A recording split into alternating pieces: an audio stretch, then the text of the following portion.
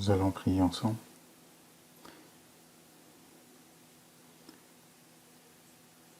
Dieu qui est saint, qui est miséricordieux, qui nous aime. Nous qui étions éloignés de toi et qui étions dans les péchés, tu as eu pitié de nous. Et quand nous ne te connaissions pas, pour nous sauver, tu as envoyé dans ce monde ton Fils unique, Jésus, qui s'est occupé à notre place de notre jugement. Par le sang précieux qu'il a versé, qui nous a pardonné éternellement. Et cette grâce de nous avoir sauvés sans rien en retour de notre part, nous te remercions. À cette heure-ci, nous tous qui avons reçu le salut par le sang précieux de Jésus, nous sommes retrouvés tous ensemble pour louer ta grâce, d'apprendre ta parole et de communier ensemble. Et nous te remercions pour ce temps que tu nous as accordé. Et nous croyons en ce que tu demeures avec nous à cette heure-ci, que tu veilles sur le cœur de chacun, de nous verser davantage de ta grâce. Et nous sommes toujours faibles et nous pouvons tomber facilement.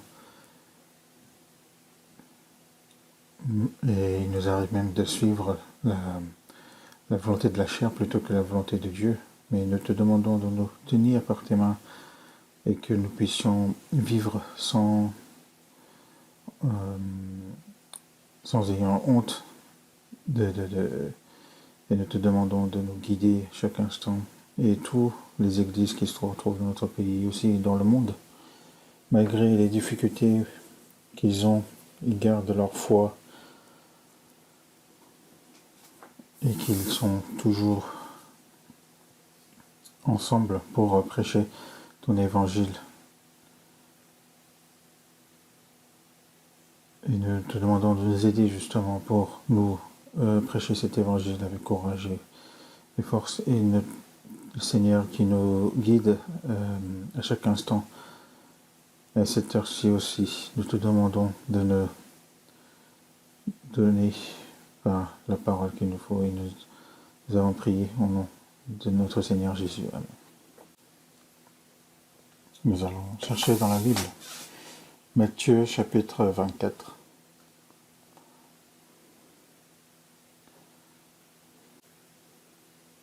Matthieu chapitre 24, verset 32.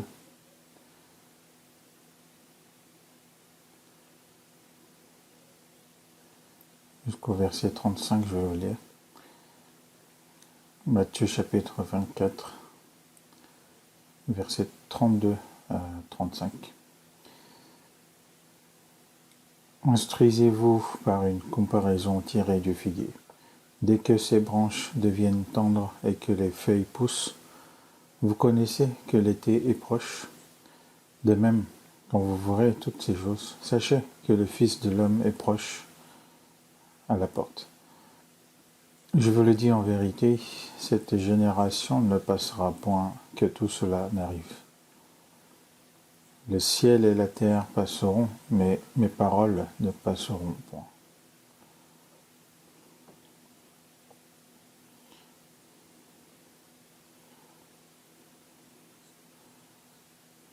Donc, nous allons nous concentrer sur cette parole et nous souhaitons donc parler sur le second avènement de Jésus et la montée au ciel du chrétien. Dans Jean chapitre 5 verset 39, il est dit « Vous sondez les Écritures parce que vous pensez avoir en elles la vie éternelle, ce sont elles qui rendent témoignage de moi. » Et dans la Bible, dans la globalité de la Bible, Dieu, donc il nous donne non seulement la vie éternelle, mais il nous donne aussi l'espérance de royaume des cieux. Et la Bible entière témoigne d'une seule personne qui est Jésus-Christ. Car il est dit donc, ce sont elles qui rendent témoignage de moi. Dans l'Ancien Testament, donc, c'était écrit avant donc, la venue de Jésus-Christ. Dans l'ancien parole, c'était la promesse que Dieu allait envoyer Jésus. Donc c'était 1500 ans, depuis 1500 ans avant la venue de Jésus-Christ qu'il a commencé à être écrit. Celui qui a écrit en premier, donc c'était un des plus grands prophètes d'Israël, donc Moïse, car il est une personne qui a vécu donc 1500 ans avant Jésus-Christ. Et l'Ancien Testament est terminé donc 400 ans avant Jésus-Christ. Donc, et le Nouveau Testament donc, a été écrit depuis la venue de Jésus et durant les 100 années. Donc, l'Ancien Testament est de 39 livres et le Nouveau Testament 27, donc en tout 66. Donc, Christ. Donc, l'Ancien Testament est le livre où est écrit que le Christ viendra sur la terre d'Israël et qu'il effectuera donc l'œuvre de salut. Et selon ce qui a été prophétisé, donc Christ est venu sur la terre d'Israël, donc est mort à notre place et par sa résurrection, il a fait la rédemption du péché de l'humanité. Il a accompli. Cela est monté au ciel et après qu'il est monté au ciel, c'est le Saint-Esprit qui est venu sur cette terre et c'est ce Saint-Esprit qui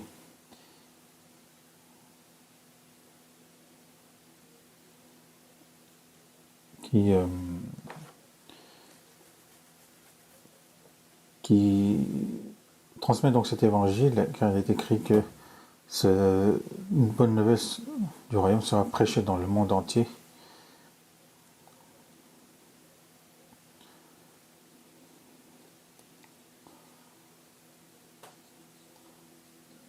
Donc avant même sa venue, il était écrit en détail ce qu'il allait faire. Et tout ce qu'il a fait donc, a été accompli. Tout ce qui a été écrit a été accompli. Et non seulement l'évangile a été transmis dans le monde entier, dans la fin des temps, il parle aussi du second avènement de Jésus. Et ça aussi, c'est écrit en détail. C'est écrit même dans l'Ancien Testament et dans le Nouveau Testament, c'est écrit à plusieurs reprises. Dans Matthieu chapitre 24, verset 14, il est dit cette bonne nouvelle, donc la bonne nouvelle de l'évangile, où le pécheur peut aller dans le royaume des cieux, sera prêchée dans le monde entier pour servir de témoignage de toutes les nations, alors viendra la fin. Lorsque Jésus parle ici, c'était au moment où même les disciples de Jésus ne le croyaient pas à 100%. Même le peuple choisi par Dieu ne connaissait pas qui était Jésus. Ils l'ont renié, ils l'ont crucifié sur la croix.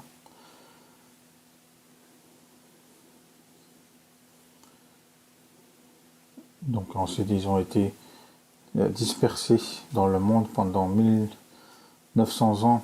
Où ils allaient, ils s'étaient fait tuer et c'était une histoire du peuple pitoyable qui se déroulait. Mais la Bible parle précisément sur le second avènement de Jésus. Lors de sa première venue, a été écrit dans l'Ancien Testament et tout a été accompli, qu'il est venu sur terre et qu'il a accompli l'œuvre de salut. Et lorsque l'évangile sera transmis dans le monde entier, qu'il reviendra, et ça aussi, ça a été prophétisé. Et cette prophétie aussi va se dérouler, va s'accomplir, sans faute. Car il est dit, cette bonne nouvelle du royaume sera prêchée dans le monde entier Et alors viendra la fin. Et nous, notre époque, donc 2000 ans après Jésus-Christ, cet évangile a été transmis au fin fond du monde. Et notre pays est dans le plan, donc le plan du monde, on est tout à l'est. Et en tout cas, l'évangile a été transmis vraiment dans le monde entier. Et l'évangile qui se trouve maintenant en Corée à l'est, non seulement il est transmis en Corée, mais il est retransmis encore dans le monde.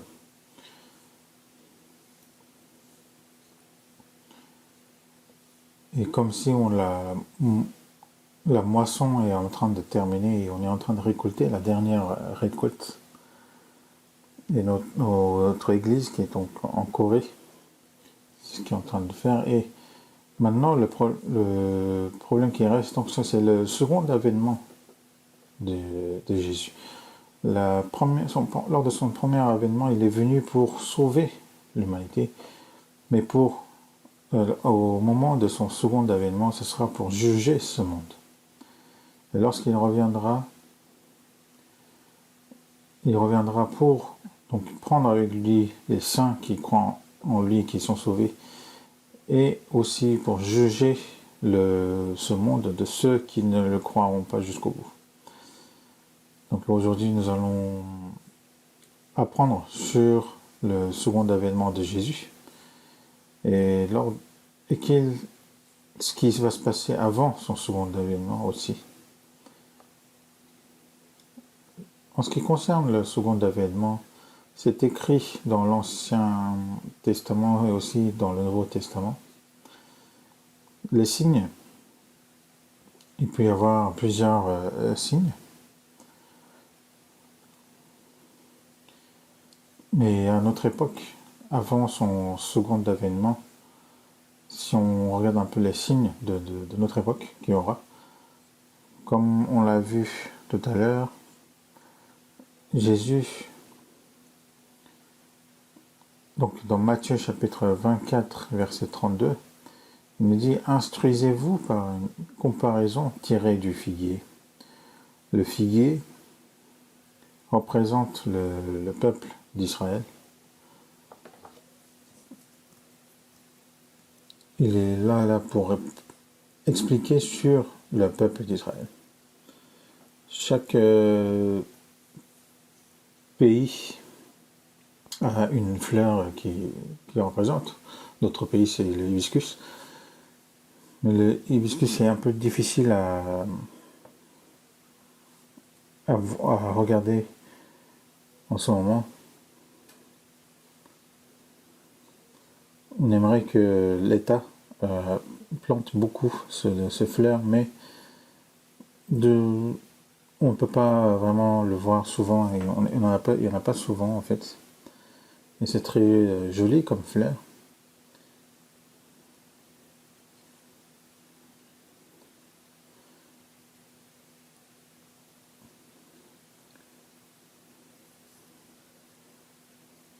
Mais en fait, il est un peu muqueux, il y a de la muqueuse en fait, et qui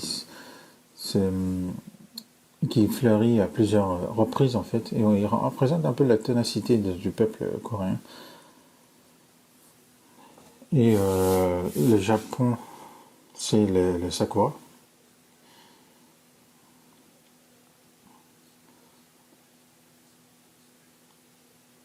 En tout cas,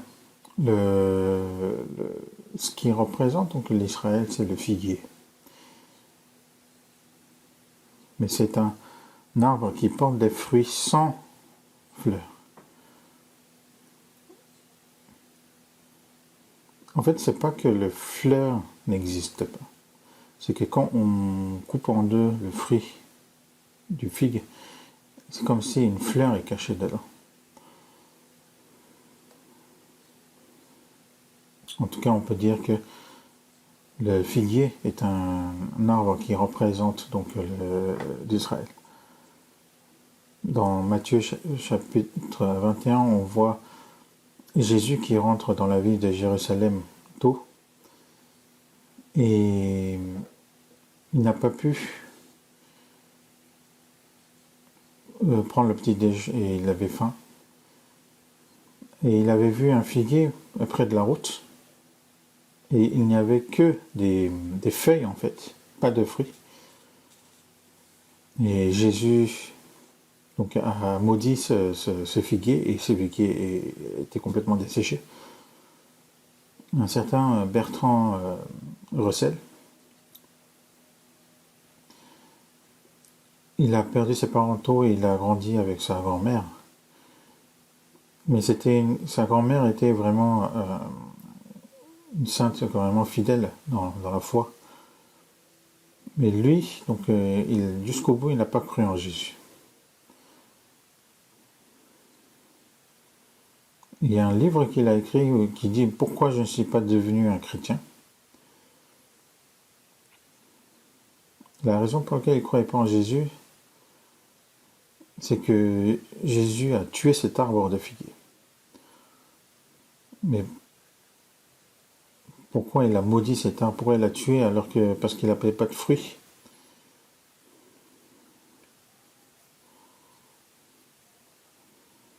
Par exemple, une personne qui a vu un arbre de kaki et qui voit qu'il n'a pas de fruits, il la ramène une hache et il coupe en deux cet arbre. On va dire, lui, il est fou.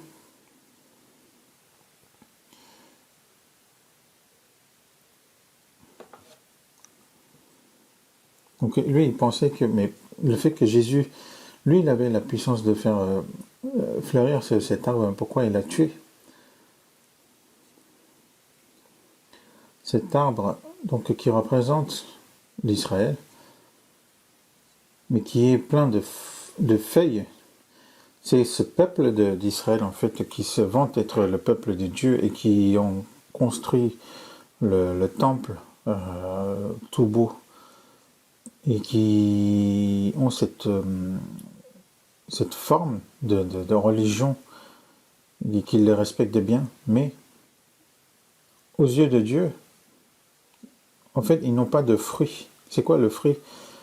C'est que Dieu a envoyé Jésus-Christ, et Jésus-Christ, il fallait qu'il le reçoive dans le cœur, par la foi, et qu'il faut qu'il devienne donc le fruit, qu'il puisse aller dans le royaume des cieux par le salut. Mais ils n'ont pas cru en Christ, ils ont renié. Et donc ils sont comme s'ils sont donc le peuple de Dieu, mais ils se réunissent dans le temple comme pour servir Dieu, mais Dieu, en fait, c'est parce qu'il n'y a pas de fruits qu'il le souhaite, donc qu'il a... donc l'Israël était comme un peuple, apparaissait comme un peuple maudit, en fait. C'est pour cela que le figuier, donc ce n'est pas qu'il meurt éternellement, c'est que il a l'air complètement desséché pendant l'hiver, mais quand l'été approche,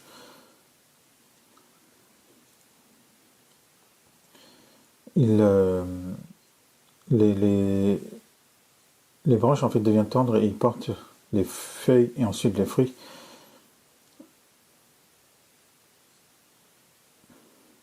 Et dans Jérémie aussi, il y a aussi une parole qui compare donc aussi à du figuier. Donc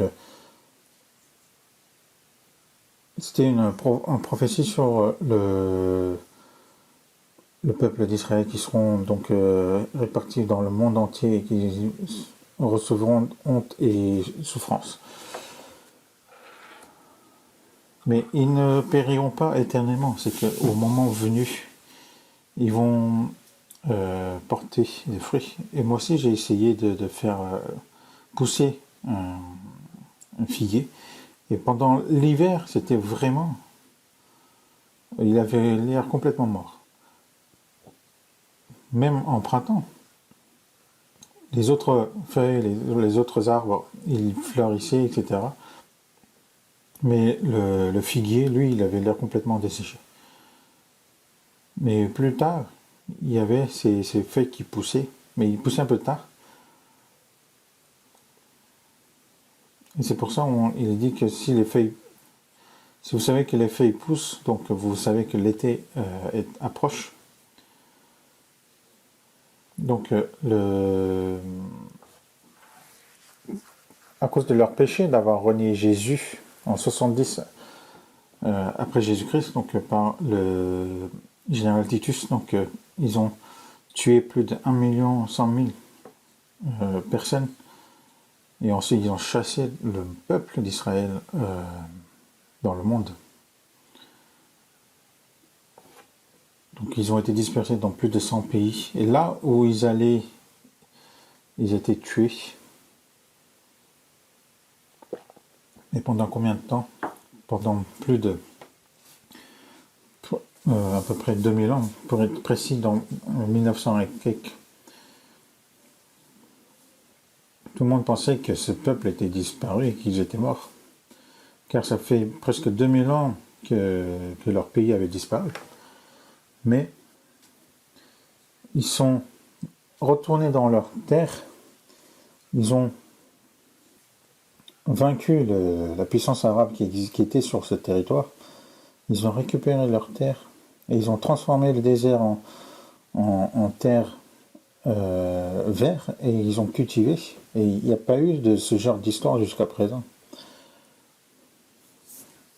Si un pays avait disparu il y a de ça 2000 ans, on dirait il y a bien longtemps, il existait un pays d'Israël. Ça serait comme un mythe. Mais ce peuple est revenu sur leur terre. Et en plus, leur terre était entourée et en possession des musulmans, en fait, qui sont vraiment leurs ennemis. Et ils sont puissants. Et il y a plus de 50 pays qui sont musulmans, en fait. Donc plusieurs centaines de millions de personnes. Donc qui sont ennemis d'Israël et qu'ils avaient conquis, donc acquis la terre d'Israël. Et ils avaient détruit le temple et ils ont construit leur mosquée pour servir leur Dieu Allah. Imaginez-vous par quels moyens ils pouvaient vaincre ce peuple musulman et de récupérer leur terre et de transformer la terre comme une terre cultivée. Ça a l'air impossible. Mais Dieu, pour le péché qu'ils ont commis, Dieu les a dispersés dans le monde. Donc le peuple Israël est complètement détruit. Mais pour montrer que Dieu n'est pas mort, ce peuple d'Israël qui avait l'air mort, par miracle, il les a fait retourner dans leur pays pour établir leur pays. Le 14 mai 1948, le peuple d'Israël est retourné dans leur terre. Et juste après qu'ils ont déclaré leur indépendance, c'est les Israéliens enfin, qui sont réunis, qui l'ont loué un endroit à Tel Aviv et qu'ils ont déclaré leur indépendance. Donc le premier ministre était David Ben Gurion, et il est devenu donc le premier ministre, et ensuite il a déclaré leur indépendance. Pour le peuple d'Arabes, en fait, autour, ils étaient ça avait l'air ridicule, mais qu'est-ce que vous êtes en train de faire? Et qui vous annoncent leur indépendance. C'est vraiment insensé, en fait. Mais ce qui est surprenant, c'est les États-Unis qui ont reconnu l'indépendance d'Israël.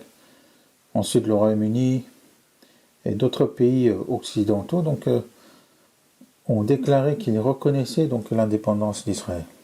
Donc dans le monde arabe, eux, ils ont été surpris. Mais qu'est-ce qui se passe? Nous, on ne reconnaît pas.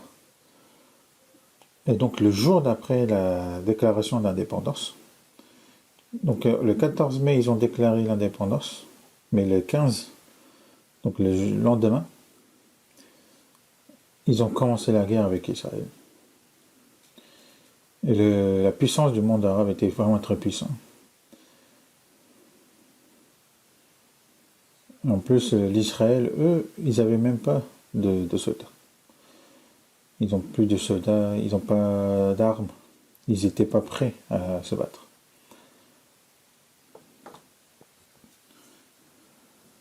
Donc pour faire disparaître le peuple d'Israël, encore une fois, ils ont commencé donc cette guerre. Mais ce qui a été surprenant, c'est que l'Israël est sorti vainqueur. Comment ils peuvent les vaincre?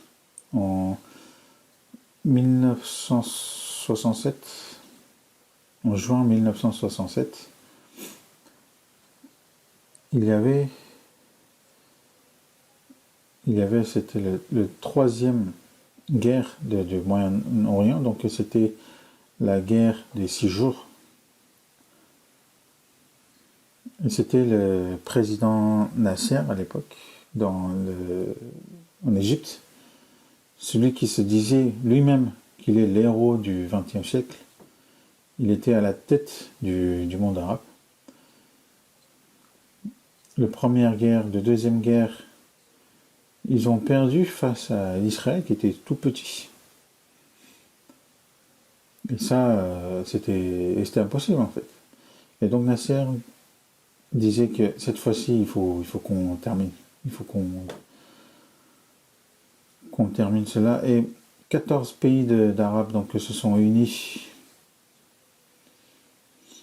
et voulaient détruire donc l'Israël. Et on a vu aussi les posters qu'ils avaient créés avant la guerre.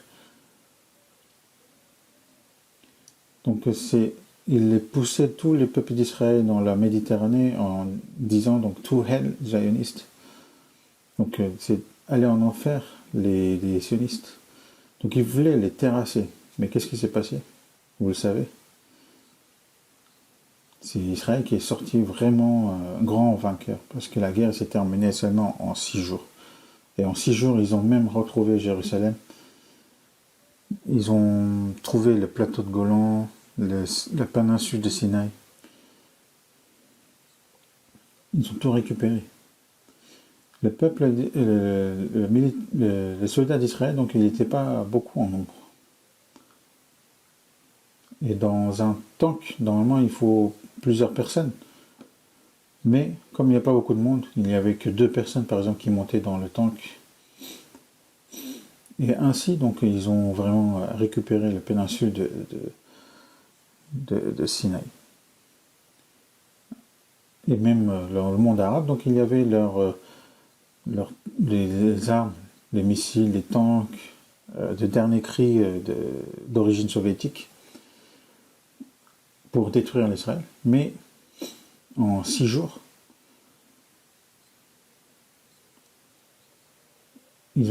Israël a récupéré 3 fois la superficie de la terre qu'ils avaient. Et derrière Israël, il y avait les États-Unis. Je pense que c'est la puissance juive dans les États-Unis qui a agi en fait. Donc c'était des avions Phantom pour l'Israël. Le monde arabe donc avait des avions d'origine soviétique et aussi les avions français Mirage peut-être.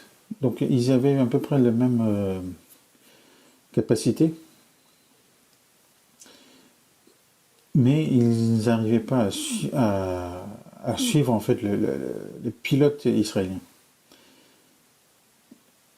Et dans notre église aussi, il y a pas mal de personnes qui font le service dans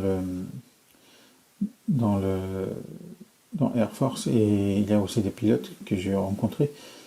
Et ils disaient qu'ils étudiaient en fait le vol des pilotes d'Israéliens parce que c'est incompréhensible. Pendant la troisième guerre du Moyen-Orient, Donc c'est le monde arabe qui a annoncé la guerre et pour détruire, terrasser l'Israël en peu de temps. Mais l'Israël a déjà su cela. Et en fait, les avions fantômes d'Israël ont détruit les pistes d'atterrissage et les pistes en fait, où il y a les avions dans les pays arabes. Et il y a eu aussi des combats aériens, mais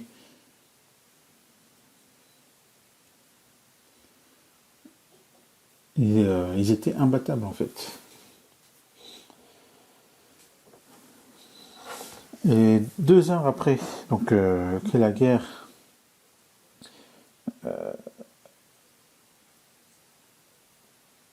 après la guerre, donc c'est l'Israël qui a récupéré complètement la suprématie aérienne en fait.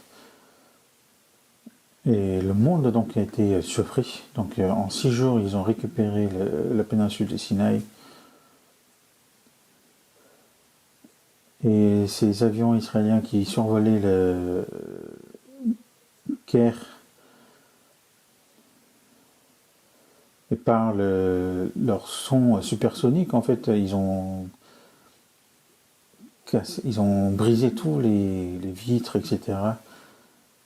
pour leur menacer que si vous essayez encore, on va détruire Caire. Et donc Nasser n'avait pas le choix, il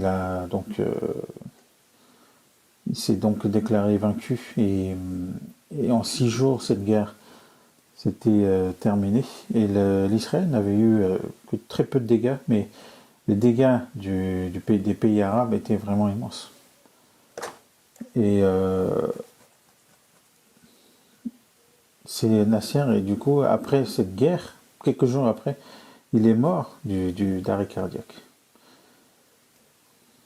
Donc cet Israël qui était si petit, mais ils n'arrivaient pas à le vaincre. La quatrième guerre, c'était en 1973. Cette guerre a pu se transformer en guerre nucléaire. Et c'est Israël, bien sûr, qui est sorti vainqueur de cette quatrième guerre. Donc ils avaient récupéré tout le péninsule de Sinaï.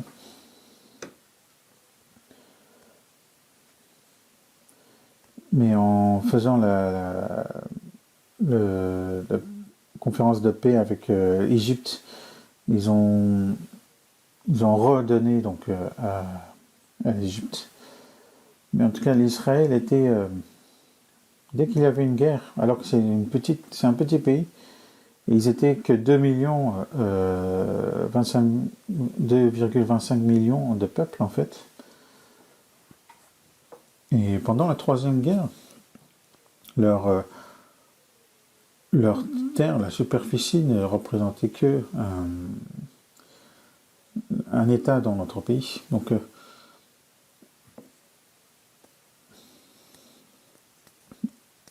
et après la quatrième guerre, donc ils ont obtenu énormément de puissance et les pays musulmans donc essayaient de terrasser l'Israël, mais l'Israël devenait de plus en plus puissant. Ça, c'est ce qui était passé. C'est Dieu qui fera périr l'Israël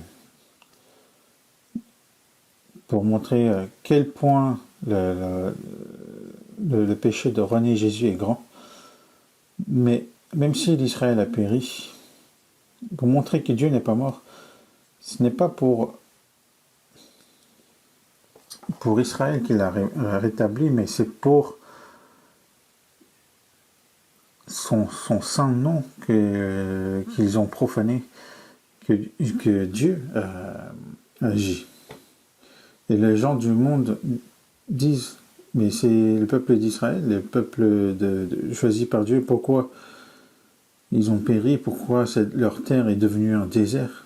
Parce que c'était devenu vraiment un désert où personne ne pouvait vivre. Et donc les gens disaient, ah ben le Dieu d'Israël est mort.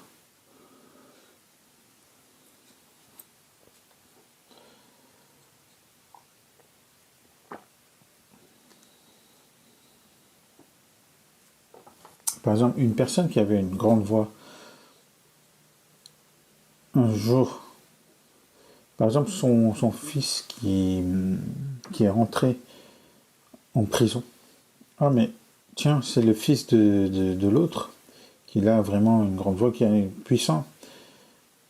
Non, mais en voyant ce fils emprisonné, peut-être son père est mort. Si le fils échoue, si le fils périt, c'est le nom du père qui est sali. Le peuple d'Israël, ils étaient cette fierté d'être le peuple d'Israël. Même si on meurt, on est le peuple de Dieu. Ah tiens, le peuple de Dieu, mais où est Dieu? Donc pour rétablir le saint nom de Dieu, Dieu donc rétablit l'Israël par des moyens miraculeux. Le fait qu'Israël, en 2000 ans après qu'ils ont déclaré leur indépendance et qu'ils ont vaincu les pays arabes, c'est vraiment rien que ça. Il n'y a plus besoin d'explication, c'est Dieu qui l'a fait. Et quel que soit le pays qui va toucher l'Israël, ils vont périr. Pourquoi? Parce qu'ils ne connaissent pas la Bible.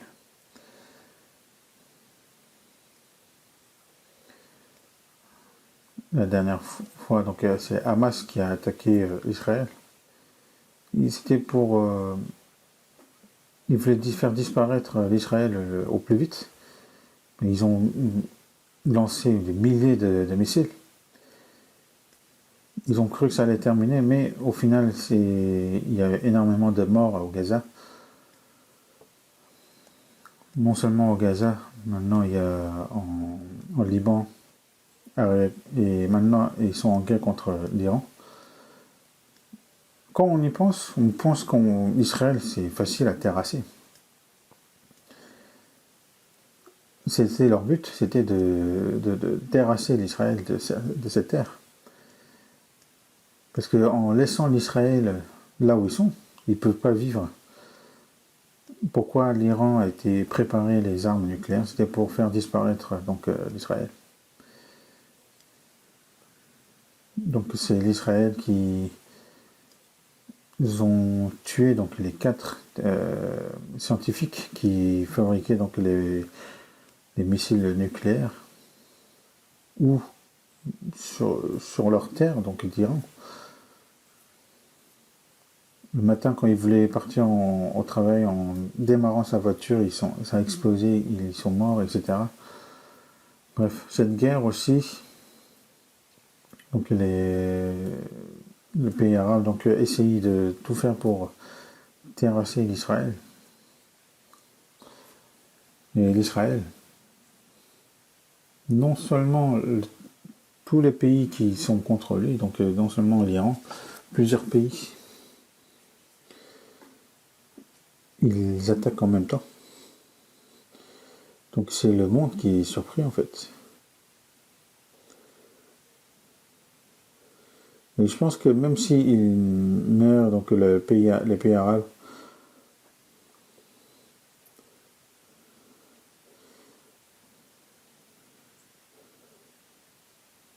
je pense qu'ils vont jamais abandonner leurs ressources. L'uranium par exemple pour la fabrication des armes nucléaires. Et en tout cas, la guerre va peut-être terminer, mais sans vraiment de vrais vainqueurs, sans récolte. Et à la dernière guerre, il y a derrière l'Iran, la Chine, ensuite la Russie. Mais l'Israël, derrière, il y a les États-Unis. Mais avant les États-Unis, il y a Dieu. Les Israéliens, jusqu'à présent, ils ne repentent pas d'avoir tué donc Jésus, le Christ. Je suis allé 3 fois en fait en Israël. La 3e fois où je suis allé, c'était pour prêcher l'évangile.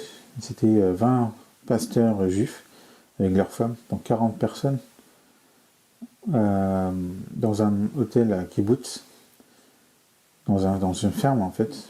Donc pendant quelques jours, on a organisé ce séminaire biblique pour donc prêcher l'évangile.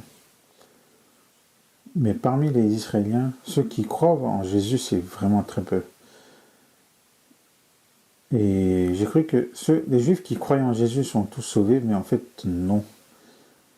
Ils étaient un peu dans les miracles, les étaient de pentecostales, etc.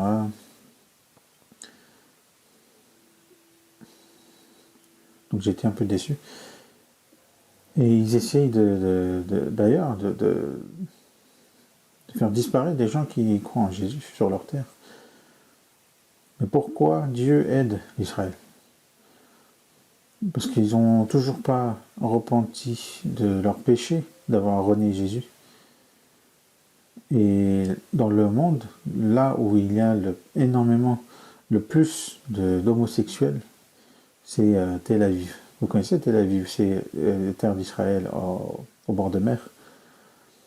Et beaucoup de Juifs disent qu'ils ne croient pas en Dieu, ils renient. Pourquoi? Parce que pendant 2000 ans, lorsqu'ils étaient dispersés dans le monde, et en Europe, dans les holocaustes, donc dans les camps de concentration, énormément de personnes sont mortes. Même quand ils ont prié fort devant Dieu, Dieu ne les a pas écoutés à ce moment-là. À Pologne, on était allé avec notre ancien. On a vu dans ce camp de concentration énormément de Juifs sont morts là-bas. Et ces camps de concentration sont restés intacts.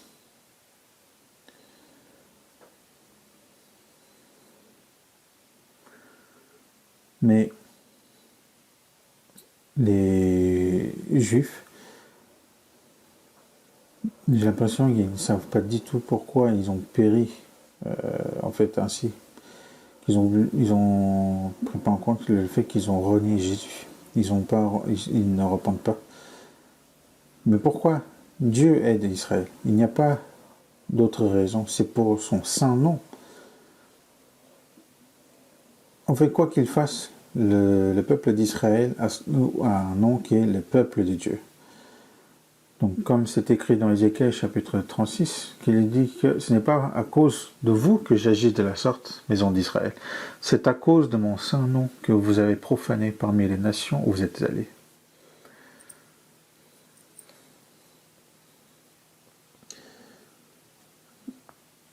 Cette guerre va se terminer, je pense, que sans grand vainqueur. Mais c'est après qui est problématique. Parce que ça ne va pas se terminer comme ça. Parce que c'est l'Israël qui va attaquer l'Israël. Parce que là, ils sont occupés avec l'Ukraine, mais ça va se terminer.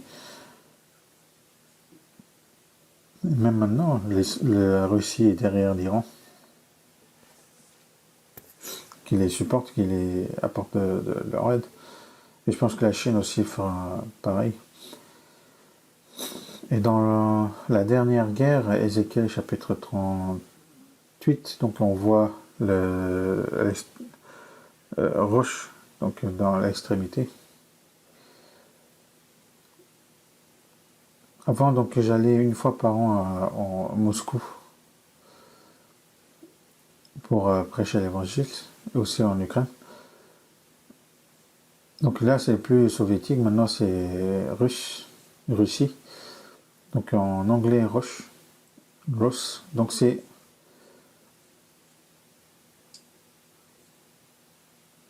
et au nord donc de Jérusalem, c'est au Moscou. Donc c'est de Meshek. Meshek, c'est Moscou. Et il y a plusieurs pays satellites de la Russie qui vont frapper l'Israël. Donc après la fin de cette guerre actuelle, donc ça va arriver. Dans Ézéchiel chapitre 38, quand vous regardez, il dit que je mettrai une boucle à tes mâchoires et je te ferai sortir toi et toute ton armée. Pourquoi? Pour les tuer. Donc j'allais une fois par an à Moscou, mais je n'arrivais pas à parler de ce verset. Parce que bientôt vous allez aller frapper l'Israël, vous allez en fait mourir dans Ézéchiel chapitre 39. Enfin, même si je voulais dire ces genres de choses, je ne pouvais pas.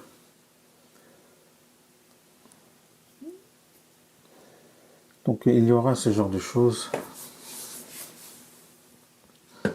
Donc actuellement, la Russie, donc ils ne sont pas comme le soviétique, donc ils ne sont pas communistes, mais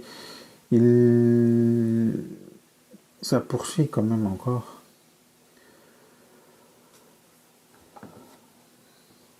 Et celui qui sera... Donc il y a plusieurs pays satellites donc, qui va les accompagner dans le Ézéchiel chapitre 30. C'est le Perse en fait.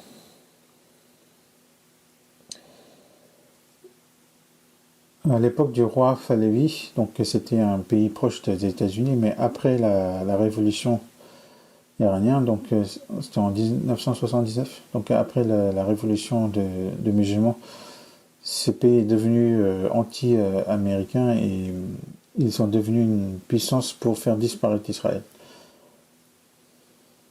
Donc cette fois-ci, ils ont essayé de faire disparaître Israël, mais ça ne marchera pas, parce que si Israël disparaît, la Bible est faux. Parce que là, vouloir lutter contre l'Israël, c'est comme vouloir lutter contre Dieu. Parce que Dieu, il ne va pas pardonner. Même si le monde entier veut frapper Israël, ça ne marchera pas. Dans Zacharie, chapitre 14, verset 2, il dit que je rassemblerai toutes les nations pour qu'elles attaquent Jérusalem. Donc maintenant, donc, non seulement l'Iran, maintenant il y aura la puissance des Russes et d'autres pays satellites, donc ils vont combattre Israël.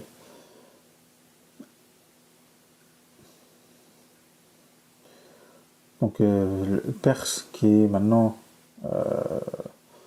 Iran, ils ont changé le nom.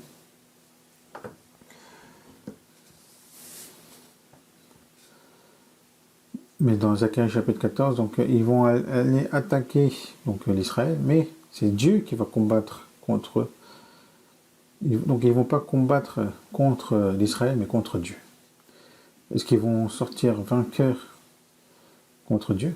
Dans chapitre 14, verset 12, il est dit aussi que leur chair tombera pourriture tandis qu'ils seront sur leurs pieds, leurs yeux tomberont en pourriture dans leurs orbites, et leur langue tombera en pourriture dans leur bouche. Et ça, c'est ce qui se passe quand il y a une bombe nucléaire en fait qui éclate. Vous avez déjà vu ce genre de photos. C'est Dieu donc qui fera ainsi. Ils vont aller frapper Israël et ils vont tous mourir.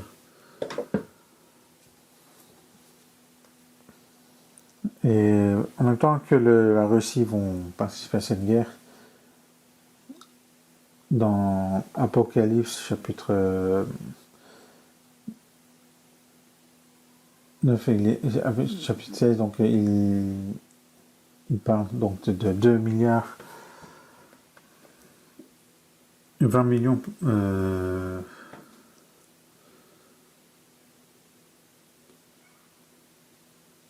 200 millions en fait de soldats qui vont participer et de la Chine. Ensuite, les États-Unis vont aussi participer à cette guerre. Donc moi je vous ai dit un peu brièvement, mais ça sert à rien d'aller connaître ça en détail parce que déjà la guerre en Moyen-Orient c'est flou et il n'y aura pas de résultat en fait final. Donc l'Iran ne vont jamais abandonner en fait. Parce que si l'Iran se soumet donc aux États-Unis. Donc là, c'est la Bible en fait qui va être fausse. Donc c'est la Russie qui va mettre l'Iran en avant et plusieurs pays en fait qui vont participer pour frapper Israël. Et à ce moment-là, Dieu va les frapper. Et ce sera une guerre nucléaire. Et là, maintenant, de nos jours, la guerre de nos jours, c'est vraiment suspect et c'est vraiment pas comme avant. Donc derrière Israël, il y a les États-Unis et aussi des pays occidentaux, mais derrière l'Iran, il y aura la Chine et la Russie. Donc cette dernière guerre va éclater, mais ce que moi je veux vous dire, c'est que avant qu'il y aura cette guerre qui va s'éclater, il y aura le second avènement de Jésus.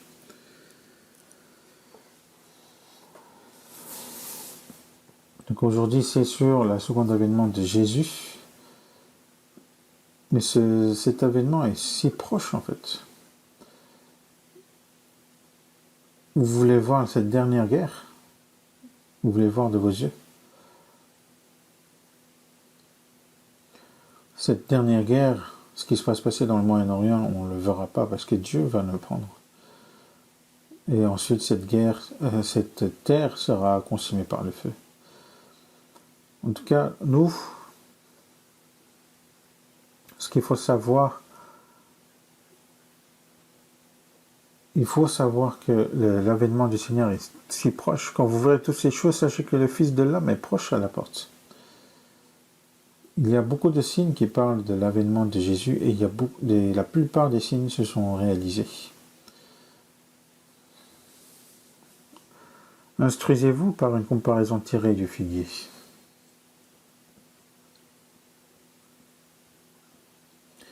Après qu'il ait dit cela, donc Israël était mort comme le figuier pendant 2000 ans et de nos jours, un pays qui avait l'air complètement disparu en 2000 ans, donc on pourrait être précis en 1900 ans, est devenu une nation super puissante. Peut-être le peuple d'Israël qui vit en Israël sont peut-être 1 million. Donc 6 millions en Israël, 6 millions aussi aux États-Unis. En tout cas, en tout, ils sont peut-être 18 millions. Peut-être même pas 20 millions, mais c'est l'Israël qui contrôle l'économie mondiale. Il contrôle même les États-Unis, que ce soit le président des États-Unis, etc. Sans les Juifs, ils ne peuvent plus pratiquer la politique. Là où ils doivent faire le lobby aussi, c'est la puissance juive. C'est les grandes économies des États-Unis, c'est les Juifs en fait qui tiennent dans la main. Donc avant que cette dernière guerre s'éclate, cette dernière guerre est impitoyable. Cette fois-ci aussi, rien que cette fois-ci, il y a plus de 4000 morts, je crois, au Moyen-Orient.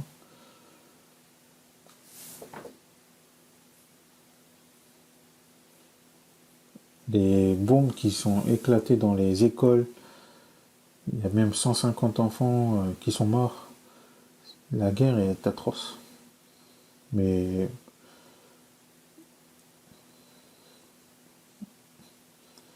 maintenant, c'est une guerre qui va détruire le monde.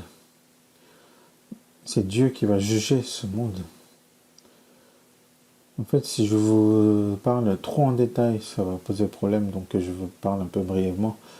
Mais en tout cas, nous sommes très proches de l'avènement de Jésus, et je sens qu'il va venir quand nous sommes toujours en vie. Donc instruisez-vous par une comparaison du figuier. Quand il a parlé de cela, c'est avant que l'Israël soit détruit. Mais c'est à notre époque qu'ils ont déclaré leur indépendance, après 2000 ans. Ça fait à peu près 70 ans qu'ils ont déclaré l'indépendance. Cette génération ne passera point que tout cela n'arrive. Donc avant que la génération qui a vu cela, il reviendra. Donc c'est vraiment très grave. Et les signes de son avènement, comme vous savez, donc le plus grand signe, donc ce sera la dernière guerre qui va s'éclater dans la terre d'Israël. Donc ça, c'est ce qu'on peut y penser. Dans Hébreux, chapitre 9, verset 28.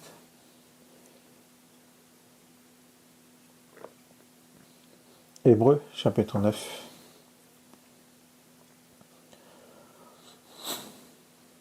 Hébreux, chapitre 9, verset 28. On lit ensemble. De même, Christ, qui s'est offert une seule fois pour porter les péchés de plusieurs, apparaîtra sans péché une seconde fois à ceux qui l'attendent pour leur salut.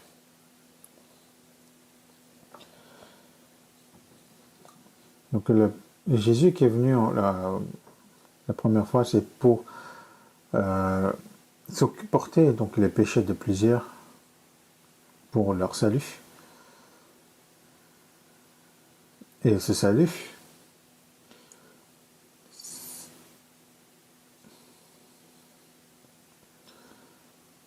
donc c'est pas le salut de l'âme qu'on parle, c'est le salut de saint lorsque il reviendra, qu'ils vont ressusciter. Donc apparaîtra sans péché à ceux qui l'attendent pour leur salut. Apparaîtra sans péché une seconde fois à ceux qui l'attendent pour leur salut. Donc c'est ceux qui sont sauvés qui attendent le retour de Jésus. Donc il se montrera sans péché une seconde fois à ceux qui l'attendent pour leur salut.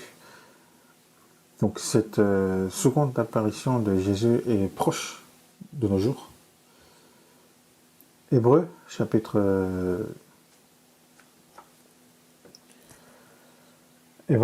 10.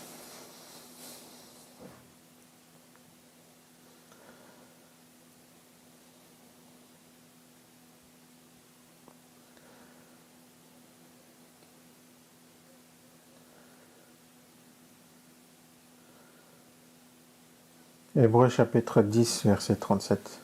On lit ensemble. Hébreux chapitre 10, verset 37. Encore un peu de temps, celui qui doit venir viendra, et il ne tardera pas. Encore un peu de temps.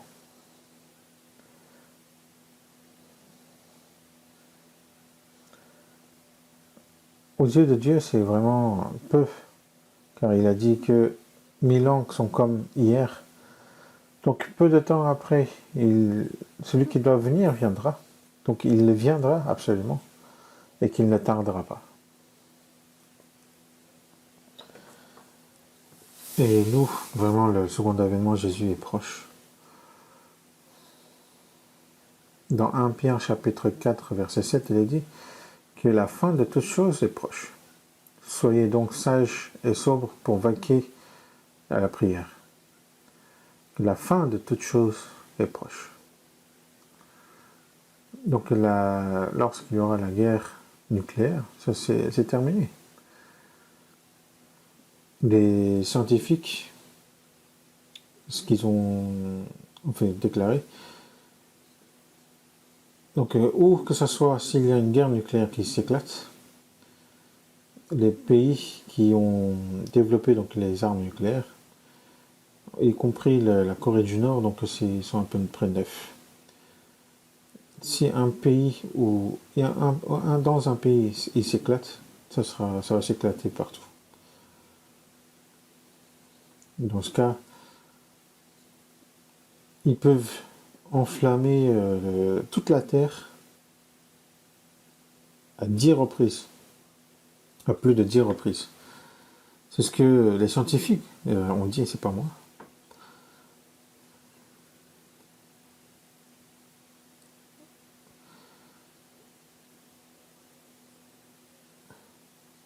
Et c'est en 30 minutes que la Terre va disparaître.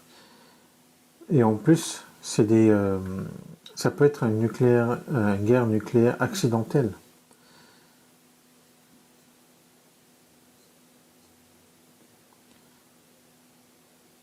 En fait, il y a ce qui s'est passé en Russie, par exemple. Il y a eu un info comme quoi les États-Unis ont lancé une missile nucléaire et que la Russie aussi a déclenché le démarrage de lancement de missiles envers les États-Unis. Mais ils ont arrêté pendant le countdown. Pourquoi? Parce que ce n'était pas un missile nucléaire depuis les États-Unis, c'était en fait en Norvège qu'ils ont lancé en fait une satellite en fait. Mais s'ils avaient lancé le missile nucléaire envers les États-Unis, c'était c'était vraiment en quelques secondes ça allait se passer. Ça pouvait se passer vraiment par accident, et il y a eu jusqu'à présent à plus de 13 reprises où il pouvait avoir un déclenchement de guerre nucléaire. Et une guerre nucléaire, si ça s'éclate, c'est fini. Tout le monde meurt. Dans Ésaïe chapitre 50, il dit aussi que voici vous tous qui allumez un feu et qui êtes armés de torches, allez au milieu de votre feu et de vos torches enflammées.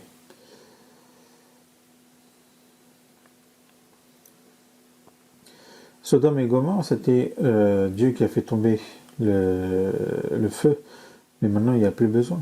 C'est par les missiles que les hommes ont inventés, ils peuvent détruire la Terre plus de 100 fois. Et comme il est décrit dans le Somme, donc ils tombent dans le trou qu'ils ont fait eux-mêmes.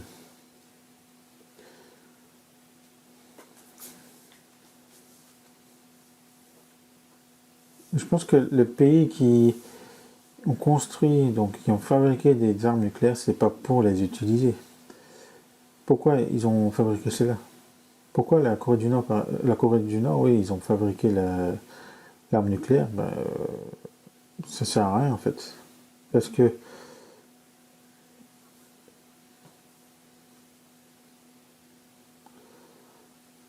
c'était pour détruire la Corée du Sud, mais pour détruire la Corée du Sud, ils n'ont pas besoin de l'arme nucléaire. Sur la ligne de paix, en fait, il y a énormément de missiles, de lance-missiles qui sont installés. Donc il n'y a pas besoin d'armes nucléaires. Et pareil pour la Corée du Sud. Donc ils ont énormément d'armes pour détruire la Corée du Nord en un instant. Et nous sommes devenus une nation puissante en armes et on fait même de l'export. Et économiquement, on est à peu près 10e, mais en armée, en puissance armée, on est 6e, je crois.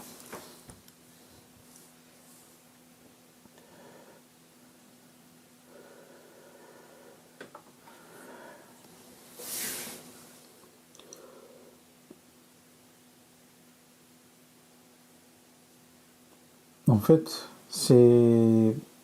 ils ont fabriqué des armes nucléaires, c'est pour maintenir leur puissance, en fait, de ceux qui maintiennent donc la puissance. Parce que le pays qui va lancer le missile nucléaire, c'est le pays aussi, ils vont être détruits. Donc c'est pour me dire, ne me touchez pas en fait. C'est pour ça qu'ils ont fabriqué ces missiles. C'est pour ça qu'ils ont mis énormément de mines dans la ligne de pays. Ils ont détruit toutes les routes qui étaient créé pour l'unification.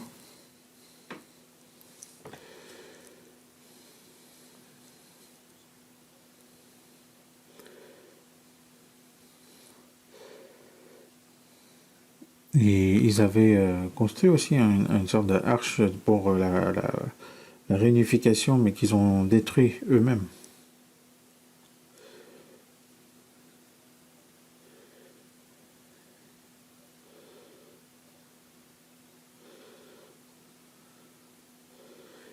Et aussi l'endroit pour le...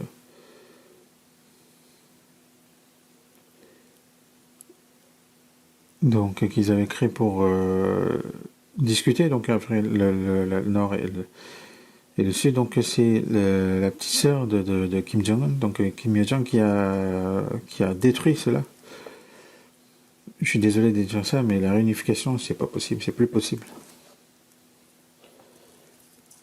Ça a pu se faire à l'époque de Kim Jong-il. C'était c'est son père Kim Il-sung en fait qui voulait discuter avec le président Kim Il-sung de l'époque en Corée du Sud pour se dire ah, on va mourir de faim comme ça, continuons comme ça. Et c'est Kim Jong-il en fait qui a empêché cela.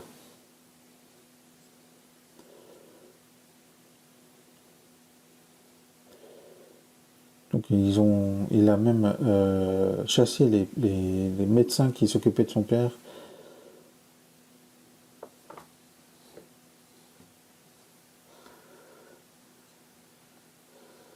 Il a rassemblé tous les personnes en fait qui étaient dans la puissance. Qu'est-ce que vous pensez de la réunification? Et une personne disait que ah bah ça serait bien. Il a dit tuez-le et il l'a tué sur place.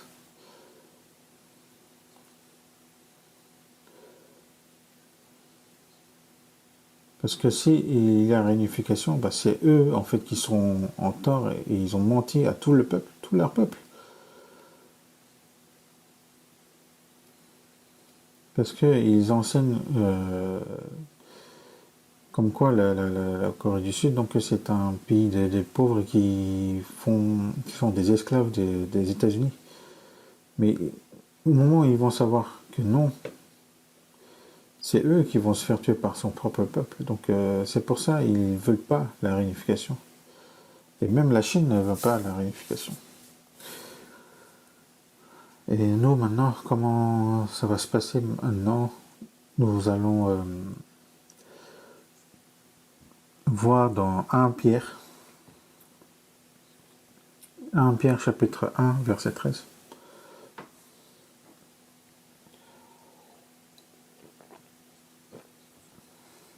1 Pierre chapitre 1 verset 13.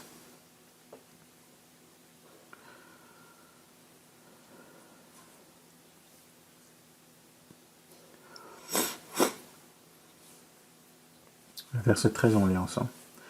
C'est pourquoi, saignez les reins de votre entendement, soyez sobres et ayez une entière espérance dans la grâce qui vous sera apportée lorsque Jésus-Christ apparaîtra.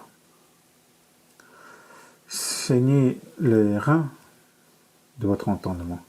Lorsqu'on essaie de faire quelque chose, on serre donc la ceinture. C'est pour se dire, réveille-toi. Donc, saignez les reins de votre entendement et soyez sobres, ayant une entière espérance dans la grâce qui vous sera apportée lorsque Jésus-Christ apparaîtra. Lorsque Jésus-Christ apparaîtra, quelle grâce va-t-il nous apporter? Nous avons reçu le salut par la grâce, mais lorsqu'il reviendra, quelle grâce va-t-il nous apporter? C'est vraiment surprenant. Ceux qui sont morts dans la chair vont transformer en un corps glorieux, et ceux qui sont en vie vont transformer. Et ça, c'est la grâce. Et ainsi, nous rentrerons dans cette grâce, dans ce gloire. Dans Matthieu chapitre 3, verset 12, il dit, lorsqu'il reviendra, il a son vent à la main, il nettoie son air, il amasse amassera son blé dans le grenier, mais il brûlera la paille dans un feu qui ne s'éteint point. Il nettoiera son air.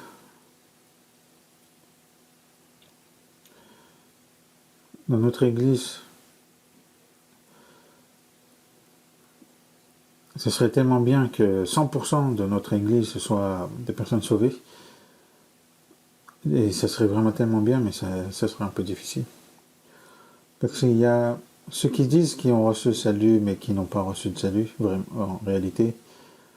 Désolé, mais il faut se réveiller. Car il va séparer les grains et les ivraies. Qu'il va amasser son blé dans le grenier, mais il brûlera la paille dans un feu qui ne s'éteint point. Car lorsqu'il reviendra, l'histoire de salut sera terminée et ce sera maintenant le royaume de Dieu éternel et l'enfer éternel. Donc ceux qui sont flous dans le salut, il ne faut pas seulement le dire par la parole, mais ou encore ceux qui se disent avoir reçu le salut seulement par la parole, ou encore ceux qui ne vivent pas en tant que tels, il faut vraiment se réveiller. On va voir aussi dans 1 Thessaloniciens, 1 Thessaloniciens, chapitre 1, verset 10.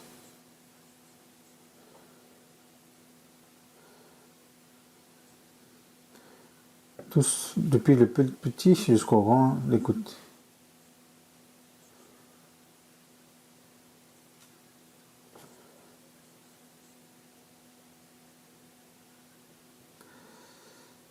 Et pour attendre les cieux son Fils, qu'il a ressuscité des morts, Jésus, qui nous délivre de la colère à venir.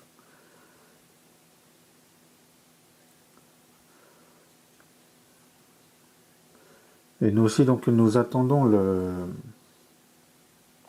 le Seigneur qui nous a sauvés, de Jésus qui nous délivre de la colère à venir. C'est quoi cette colère à venir? C'est le jugement de ce monde. Et c'est Jésus qui nous sauvera de là. Car le Seigneur va enlever les personnes sauvées avant la dernière guerre mondiale. Et tout ce qui est dans ce monde sont dans le danger de la guerre. Et ce monde, cette terre est devenu vieux. Et qu'il est dit aussi qu'il y aura en divers lieux des famines et des tremblements de terre. Le monde est énormément corrompu. Il est dit qu'à l'époque de Noé, donc avant le jugement, le monde était rempli de péchés, et c'est le cas de nos jours. Le Sodome et Gomorrhe, il y avait énormément d'homosexuels, mais de nos jours c'est pire. Donc maintenant, dans la colère de Dieu, ceux qui ne s'en repentent pas jusqu'au bout, ces personnes, alors que l'évangile est transmis dans le monde entier, qu'un jour comme 1000 ans et 1000 ans comme un jour, donc Dieu attend que les personnes soient sauvées et il patiente, mais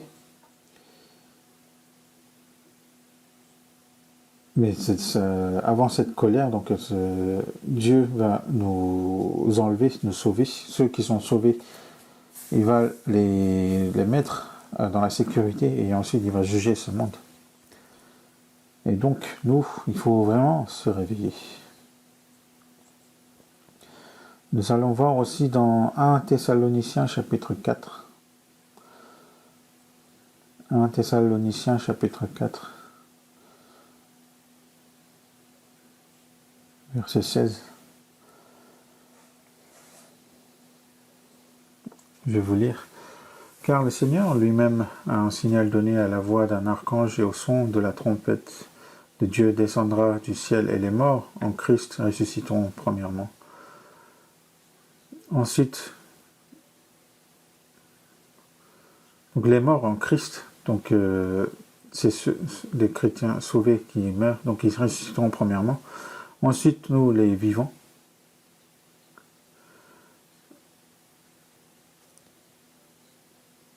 Je pense que c'est notre époque, nous, qui rencontrerons le Seigneur en étant vivants, seront restés, donc nous serons tous ensemble enlevés avec eux sur la nuée à la rencontre du Seigneur dans les airs, ainsi nous serons toujours avec le Seigneur. Consolez-vous donc les uns les autres par ces paroles. Celui qui est mort donc va se ressusciter, et celui qui est vivant donc il sera enlevé et rencontrera le ciel dans les cieux.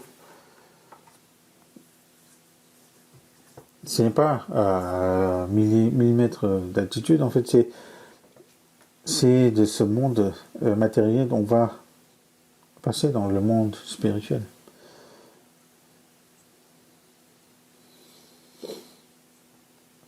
Et quelle est la plus grande espérance du chrétien? C'est quoi?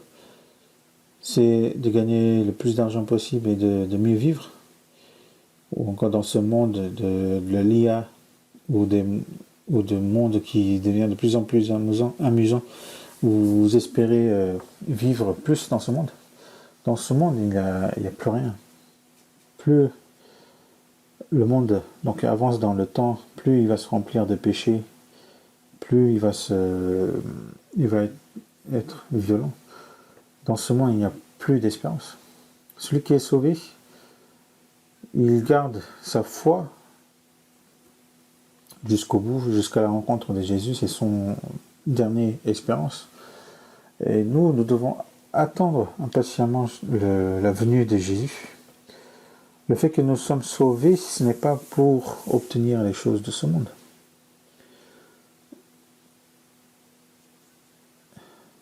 Il est bien d'aller dans le royaume des cieux après la mort, mais si on reçoit le Seigneur en étant en vie, c'est encore mieux.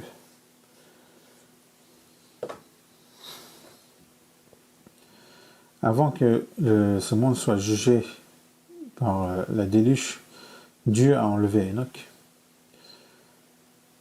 Dans 2 Pierre chapitre 3, verset 6, il est dit que par ces choses le monde a alors péri, submergé par l'eau, tandis que par la même parole, les cieux et la terre d'à présent sont gardés et réservés pour le feu, pour le jour du jugement et de la ruine des hommes impies. À l'époque de Noé, donc c'était par l'eau qu'il a jugé, maintenant c'est par le feu. Il n'y a même plus besoin que le feu descende comme pendant le Sodome et Gomorrhe. C'est que les bombes que les humains ont créées, ça peut exploser à plus de 100 fois la Terre. Qui pourra survivre à cela?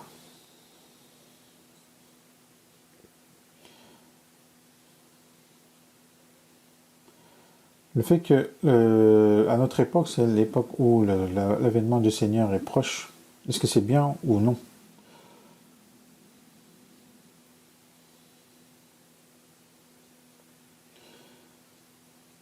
Le fait que l'avènement du Seigneur est proche, c'est vraiment notre meilleure espérance. Il n'y a rien que nous espérons dans ce monde. Il n'y aura pas de monde amusant. C'est plus le monde de peur qui va venir. Donc ceux qui sont morts en Christ ressusciteront premièrement. Ensuite, nous, les vivants qui seront restés, nous serons tous ensemble enlevés avec eux sur les nuées, à la rencontre du Seigneur dans les airs, et ainsi nous serons toujours avec le Seigneur. C'est à partir de ce moment-là nous vivrons éternellement avec Dieu. Nous allons voir dans Matthieu chapitre 16.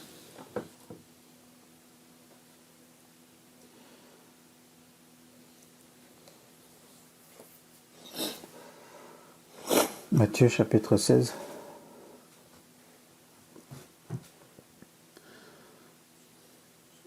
Verset 27, je vous lis. Car le Fils de l'homme doit venir dans la gloire de son Père avec ses anges, et alors il rendra à chacun selon ses œuvres. Je vous le dis en vérité, quelques-uns de ceux qui sont ici ne mourront point, qui n'aient vu le Fils de l'homme venir dans son règne.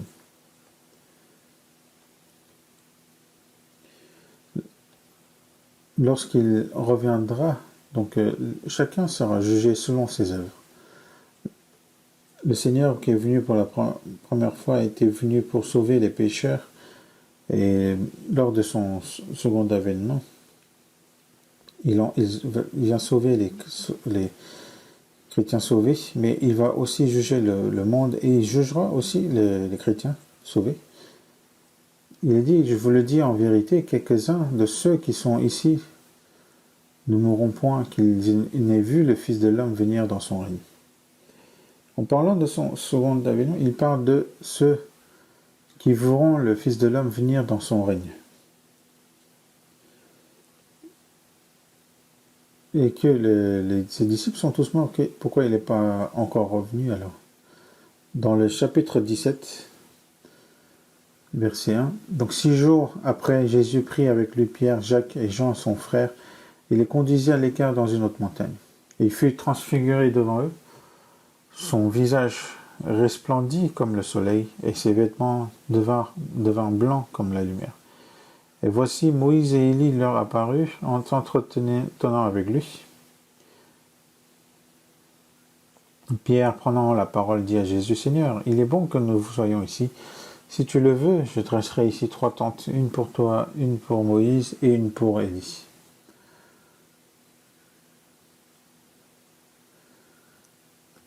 Ici, il est dit que quelques-uns de ceux qui soient ici ne mourront point, qui n'aient vu le Fils de l'homme venir dans son règne. Et qu'il dit, il faut, et dans le verset chapitre 17, on voit qu'il a pris Pierre, Jacques et Jean et s'est transfiguré devant eux. Et que son visage resplendit comme le soleil et ses vêtements devinrent blancs comme la lumière. Et voici Moïse et Élie leur apparurent. Et ça, c'est l'aspect donc de second avènement de Jésus qui l'a montré tout d'abord. Comment? Et pourquoi Moïse et Élie se sont montrés? Moïse, c'est celui qui a sauvé le peuple d'Israël d'Égypte. Et en allant à la terre de Canaan, avant de rentrer dans la terre de Canaan, il est mort. Élie, il vivait selon la volonté du Seigneur et il est monté en étant vivant. C'est deux personnes, deux types de personnes devant le Seigneur. Celui qui est allé devant le Seigneur après la mort et ceux qui se transforment en étant en vie. Il parle de ces deux types de personnes. Le Seigneur n'est pas encore venu, mais il nous a montré ici ce qui va se passer. Dans 2 Pierre, on va voir.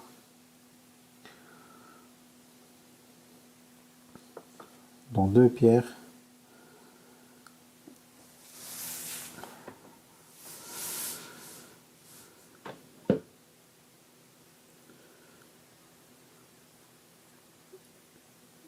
chapitre 1, verset 16.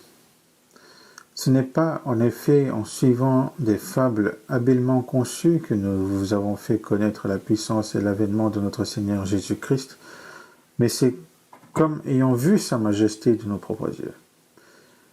Car il a reçu de Dieu le Père honneur et gloire, quand la gloire magnifique lui fit entendre une voix qui disait « Celui-ci est mon Fils bien-aimé que j'ai mis toute mon attention. » Et nous avons entendu cette voix venant du ciel lorsque nous étions avec lui sur la Sainte Montagne.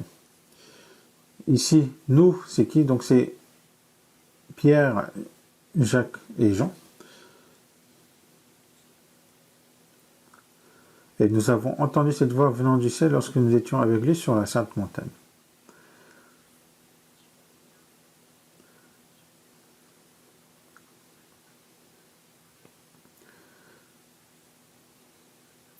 et que nous avons fait connaître la puissance et l'avènement de notre Seigneur, mais c'est comme ayant vu sa majesté de nos propres yeux.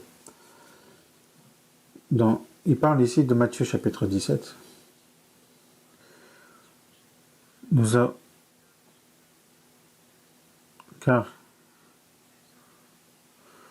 Et nous avons entendu cette voix venant du ciel lorsque nous étions avec lui sur la sainte montagne, que celui-ci est mon fils bien-aimé qui j'ai mis toute mon attention, toute mon affection.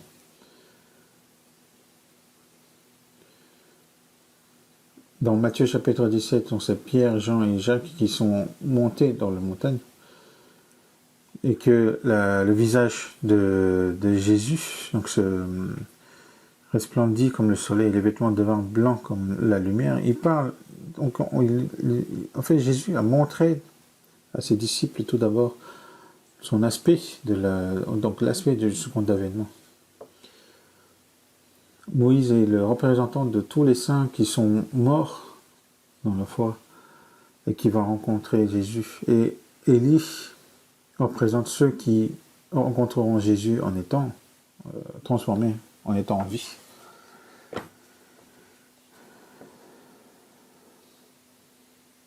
Et nous sommes vraiment...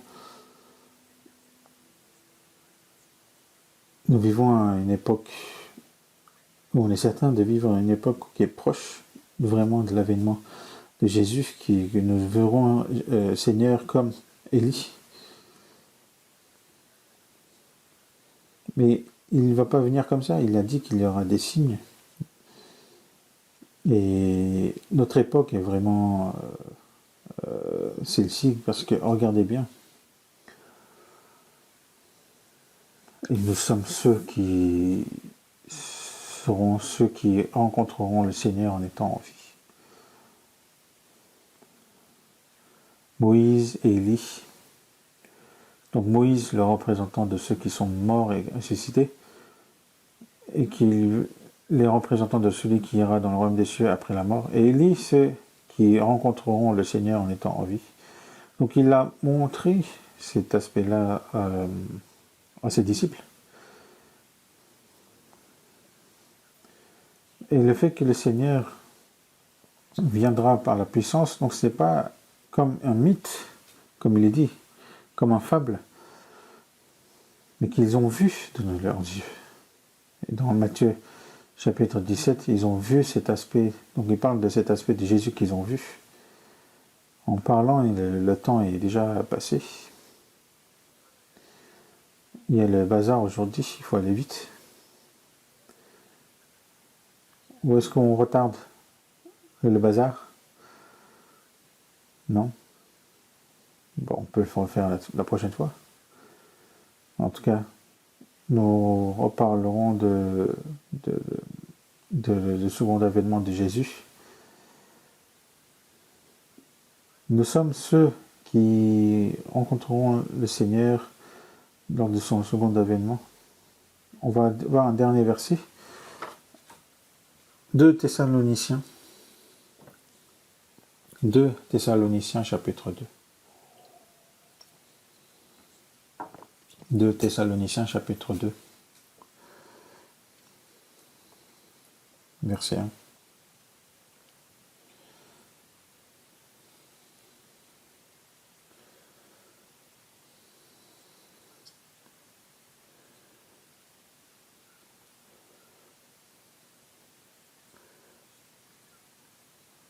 Donc c'est 2 Thessaloniciens chapitre 2 verset 1. Pour ce qui concerne l'avènement de notre Seigneur Jésus-Christ et notre réunion avec lui, nous vous prions, frères.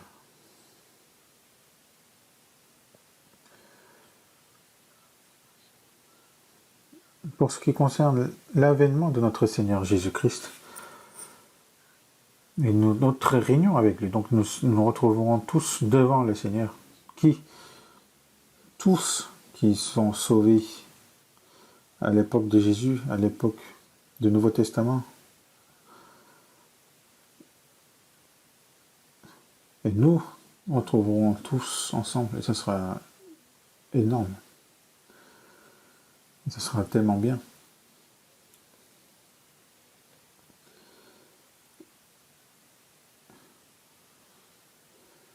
Et quand tous les saints chanteront Alléluia dans le même endroit, moi aussi je chanterai avec un cœur de joie. Nous serons tous rassemblés de ceux qui sont sauvés. Nous rencontrerons Abraham, Isaac, le roi David, ou encore l'époque du Nouveau Testament, l'apôtre Pierre, ou celui qui est mort,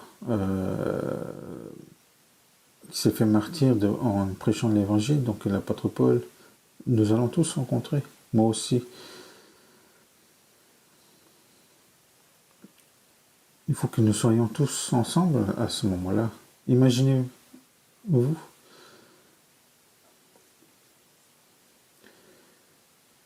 Même si vous témoignez que vous allez être sauvé, mais si vous ne l'avez pas reçu vraiment, qu'est-ce qui va se passer lorsque le Seigneur reviendra? Donc il ne faut pas qu'il y ait ce genre de choses.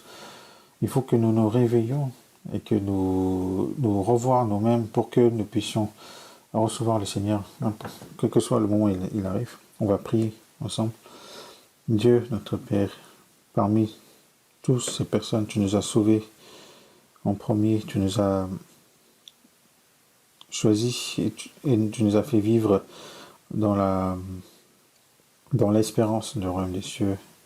Et